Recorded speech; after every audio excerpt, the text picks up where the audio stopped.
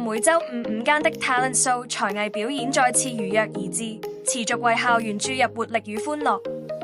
這個備受師生期待的常態性舞台，不僅見證着同學們的才華綻放與成長蛻變，更凝聚起彼此支持、相互鼓勵的溫暖校園氛圍。本輪 talent show 聚焦肢體的律動之美與語言的韻律之韻，舞蹈隊與中文朗誦參賽同學相繼登場，為全場帶來一場兼具張力與溫情的視聽盛宴。首先點燃舞台熱情的是在學界舞蹈比賽中取得優良成績的舞蹈隊，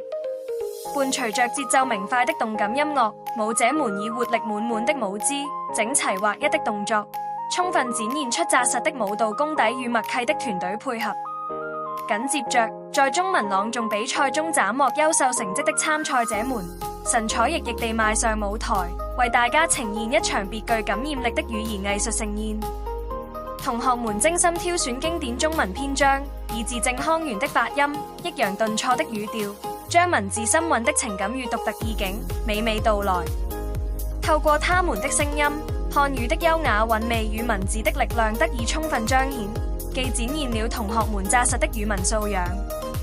Talent Show 不僅是同學們展示才藝的閃亮窗口，更是大家積累舞台經驗、增強自信心的重要平台。尤其看到參賽的隊伍在此磨練技藝、積蓄力量，更增添了一份期待與鼓勵。Talent Show 將繼續秉持初衷，讓每週五的午間都成為同學們釋放才華、綻放光彩的快樂時光，與全體師生一同譜寫校園生活的美好樂章。